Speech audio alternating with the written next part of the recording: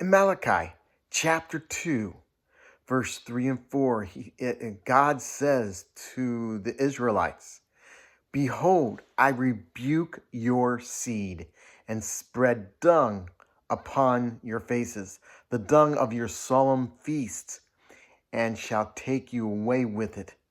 Know that I send this commandment to you, that my covenant was, is, and always will be with Levi for my purpose, says Yahweh, Yah of the host of heaven." Now, at the time of Malachi, the temple priests were indeed of the tribe of Levi, specifically from the priestly lineage of Aaron, according to the law of Moses. So what or who was Yahweh talking about? Hello, everybody.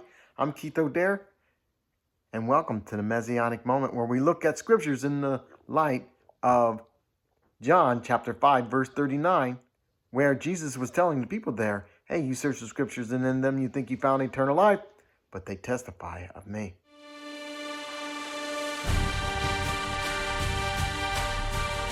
In chapter 2 of Malachi, it starts off like this: "Now, priest, this commandment is toward you.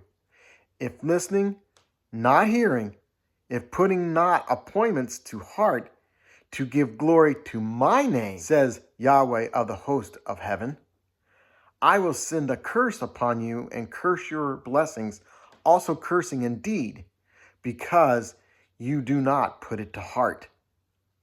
Behold, I rebuke your seed and spread dung upon your faces, the dung of your solemn feast, and shall take you away with it." Obviously, the feast that they're doing and the appointments were not being done correctly as they are today.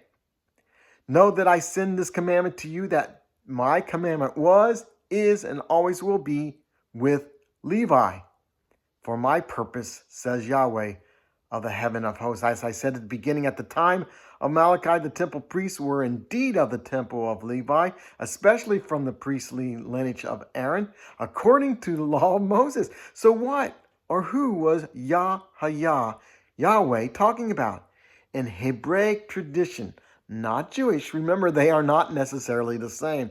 The Levite is a reference to the coming Messiah, according to Micah chapter 5, verse 2, whose origins are from ancient times. So again, it is Hebraic tradition that the Levite is a reference to the Messiah. It continues, "The covenant was, is, and always will be with life and peace, giving it for reverence and brokenness in the presence of my name." Notice the purpose of the law was to be for life and peace, giving it for reverence and brokenness in the presence of my name. If you've studied modern Judaism at all, you'll find that it is a rigid works-based belief system trying to work their way to God's side. However, according to here in Malachi, the Jews have failed miserably at the purpose of the law. If you actually read the Bible, you'll find that the purpose of the law was to show you the mercy of Yahweh, not that you can live up to his standards. It was to show you that we are nothing without him. We are to rely on him alone for Yah's salvation, which is in Hebrew, Yeshua, Jesus Christ. It goes on, verse 6, "The law, the faithfulness, the truth was, is, and always will be in his mouth. The iniquity will not be found on his lips, walking with me in peace and righteousness, and turning many away from iniquity." His mouth? Whose mouth? Notice God is shifting gears here. He's talking about the Levite, the Messiah. Verse 7 says, "Because the priest," again, the Messiah, "will possess knowledge, seeking the law, for he is the messenger of Yahweh of the host of heaven." Again, he's talking to the Levites about the Levite, the Messiah, a third person, a separate entity. That entity is the Messiah, the messenger of Yahweh. And verse 8 says, you have departed from the way, causing many to stumble over the law, corrupting the covenant of Levi, the Levite, the Messiah, says Yahweh.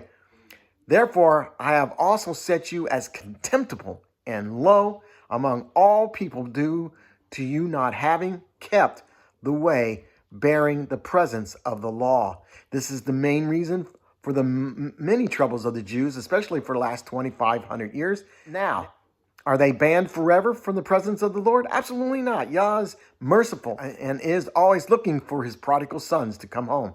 But you have to do it his way. And it shows his way at the beginning of the next chapter where it says, behold, I send my messenger, talking about the Levite, the Messiah, clear the way before me. The Lord, the Adonai, who you seek, will suddenly come to the temple. My messenger, the Levite of the covenant, whom I will delight. Behold, he is coming, says Yahweh of hosts. I hope you enjoyed this Messianic moment. Until next time, shalom.